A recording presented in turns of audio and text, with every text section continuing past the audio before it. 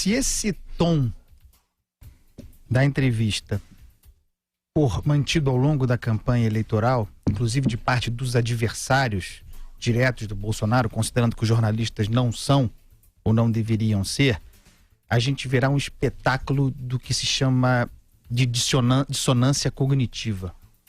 Não foi uma noite feliz para o jornalismo, né? O que permite dizer o seguinte: Bolsonaro se saiu bem independentemente do que tenha respondido.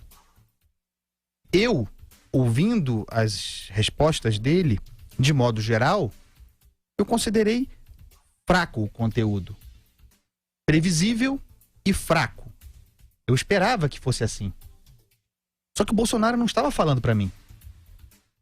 Nem para mim, nem para os jornalistas ali presentes, nem para nós, de modo geral, aqueles que têm uma atividade intelectual, que trabalham na imprensa. Não era esse o objetivo. E aí,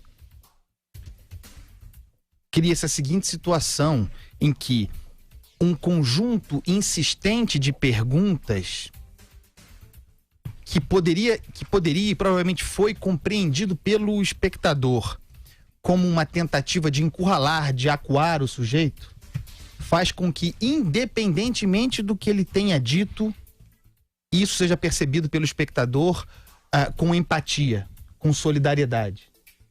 É uma armadilha perigosa ao jornalismo, e eu também não quero fazer julgamentos específicos aqui, falando de modo geral do pacote que foi apresentado jornalisticamente ontem. A percepção, eu posso garantir que foi essa, a percepção do brasileiro médio, do brasileiro comum, foi de que tentaram massacrar o sujeito, e o efeito disso é empatia, é afeto, né? É se colocar naquele lugar. Evidentemente, isso é muito valorizado pelo fato de que a entrevista foi conduzida não pelo Bolsonaro, porque seria um sinal de controle do evento, mas pelos jornalistas para a zona de conforto do Bolsonaro. Essa entrevista se deu quase que inteiramente no campo em que ele transita com tranquilidade. Não há assunto, matéria relativa à ditadura militar com a qual o Bolsonaro não tenha sido confrontado centenas de vezes. Já tem todas as respostas prontas. Então o jornalista vem com indignação legítima para um sujeito cuja resposta é ele mesmo. O Bolsonaro é aquilo. Há 50 anos, exagerando, mas desde que ele disputa a eleição, o eleitor vota nele sabendo o que ele pensa a respeito da ditadura militar. Ninguém vai mudar voto por causa disso. E quem não gosta do cara vai continuar não gostando. Só que ele não vai para um evento como esse, como não irá para os debates com os adversários na televisão, para ganhar voto. Ele vai para não perder. Só que ontem era um jogo de ganha-ganha. Desde cedo era possível prever que, dependendo do encaminhamento jornalístico que se desse à entrevista, o que era ganha-ganha viraria ganha-ganha-ganha-ganha-ganha. Num cenário, o Bolsonaro sai como vítima de uma emboscada jornalística. Não acredito que tenha sido isso, mas eu estou falando da percepção das pessoas. No outro, como a Vera disse, ele respondeu relativamente bem as perguntas, mostra uma evolução em relação aos seus desempenhos anteriores e desenvolve técnicas de confronto, que é essa de receber uma pergunta e devolver com outra pergunta, que não são percebidas como agressivas.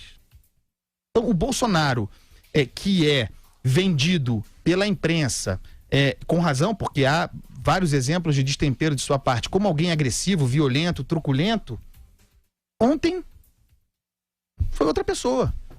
Mais uma vez foi outra pessoa. Mais uma vez num tom moderado, conciliador e muitas vezes sem abrir mão da firmeza. Porque vocês vejam, ele foi confrontado com tortura, com todos os elementos que deveriam ser incômodos para ele. Ele pode ter evitado ser específico àquele respeito, mas fez a defesa do Brilhante Ustra, ou não? Citou o livro do Brilhante Ustra no final.